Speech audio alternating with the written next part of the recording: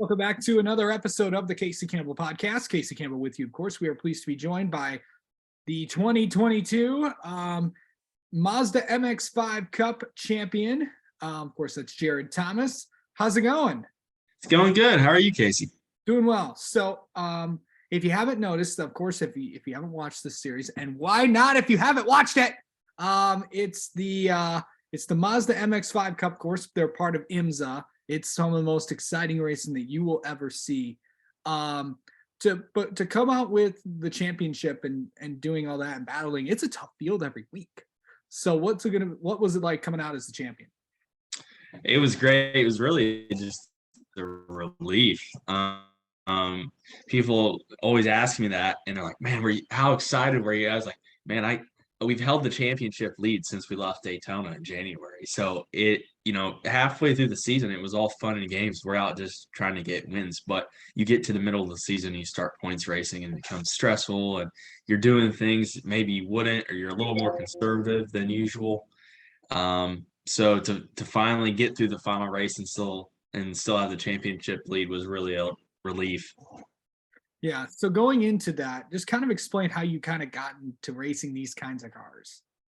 Yeah. So I grew up racing karts from the time I was 5 to 15. And then I live here in Indiana in the Midwest, and circle track racing is pretty big. So me and my dad decided to try our hand in pavement late model racing, running like Winchester Speedway, Anderson Speedway, IRP in Indianapolis. And we did that for about 4 years. And I'd went off to college, and my freshman year, it just got to be a lot of work, me trying to come home and work on the car.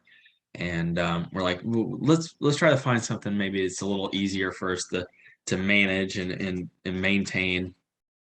And my dad had raced SCCA way back in the day, late 90s, early 2000s, in a VW Golf that he'd built. So we're like, oh, we've not built a car together, so we thought that'd be fun. So we looked around and we thought, oh, well, Spec Miata looks like fun, and it's very competitive. And we've always been one that, we always look to see what's the most competitive class, and that's the one we go to and try to, compete, because that's half the battle. It's not as much fun when you can just go out and win every race by a half track. It's more fun when they mean it. Yeah. So we built that car, and I raced it for about 2.5 or 3 years. And we got noticed by Mazda and was fortunate enough to get into the Mazda shootout back in 2019. And I ended up winning that, and that kind of kicked off my pro career and got me into MX-5 Cup. Of course, the scholarship shootout, by the way, we're going to talk to one of those drivers a little bit later today. Of course, that got postponed because of Tropical Storm Nicole. But going into that, the scholarship shootout, I don't know when it will be. It will be soon. But what are these guys and gals going to expect when they go down there? Yeah, I mean, the big thing that Mazda is looking for is the total package. You have to have the on-track performance, and you have to have the off-track professionality part of it. They've already been through a process of where they're building proposals and sending them off to Mazda. They get weeded out. I think they start with roughly 40 contestants this year, and they drew it down to 10 or 12 nominees. So they've already been through the first set of, trials and tribulations. So the second part is really where it gets even more stressful, because they're going to be subject to interviews one-on-one with a panel of judges from industry partners, not only Mazda, but BF Goodrich. There's driver coaches there that are really going to test your knowledge on chassis setup. So it's a lot for me. The driving was the easiest part of the whole shootout. That's where I felt most comfortable. It was really the interview process and getting asked all these different questions maybe you weren't prepared for is what I thought was the most stressful part of the shootout. Yeah, it seems like a lot of these, like when I do this, 'cause I've worked with other different programs before, like when of course I know the Road to Indy had the Mazda shootout a couple years ago, when Mazda was involved with that. Obviously, the Kawiki driver development program, and as well as the Team USA scholarship. So it just seems like I've gotten a this is kind of my specialty a little bit. But overall, how by the way, how old are you, if you don't mind me asking? I just turned 25. Oh, I'm 27, so it's but going in, you're 25 years old, probably just fresh out of college. Um, but what do you want to see yourself doing? Like, do you see yourself like in this for a while, for the long haul, or do you want to make your way up? Or because it seems like I was talking to somebody yesterday, and they were saying, a lot of drivers are just staying here because it's just the racing is so good.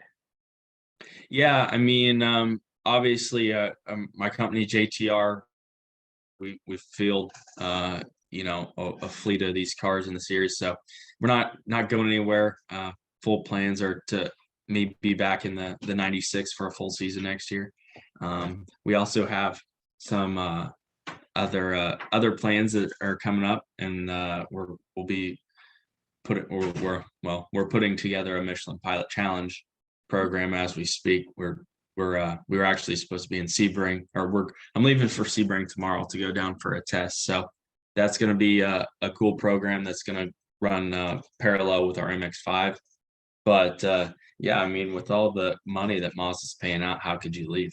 I mean, why not? I mean, I'm a proud Mazda owner, so this is well, I drive Mazdas, so um, so going into that with this season, I know that with the same amount of tracks, Daytona, St. Pete, Mid Ohio. Well, I don't know about Mid Ohio.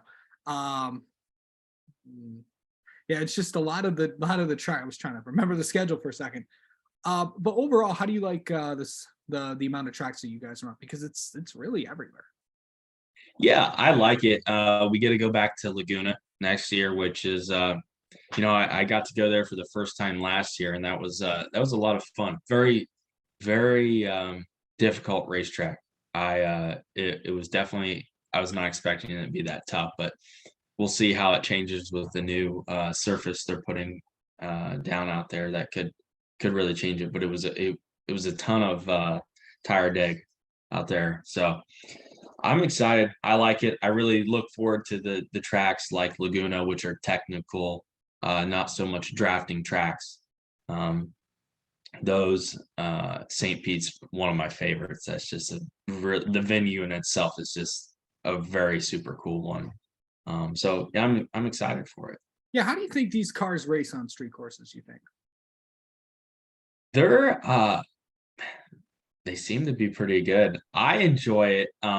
It definitely, you're racing the track as much as you're racing the competitors, but I think compared to like an open wheel car on a street course, it gives you a little more room to beat and bang because you're not as concerned about knocking a corner off. Don't get me wrong, you tap a wall, you're probably going to knock the alignment out, but it's not going to take you out of the race. Yeah. And just over the last few years since Sims has kind of taken back control of the series, it has just been everyone's been it's these races have just turned into must see TV. What is it about that? Because it's just like it's just these are you always got to tune in because you never know what's going to happen. Yeah, I think a lot of it is one, the field of the drivers, the talent level, I think every year just gets a little bit better. And you see guys that maybe, were pretty dominant the year before.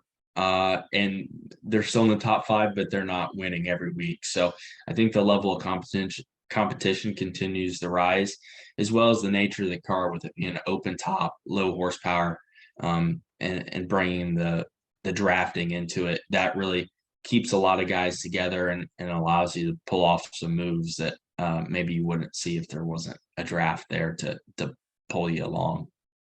And just last thing, I know that the season will be here before you know it. I mean, January will roll around very, very quickly.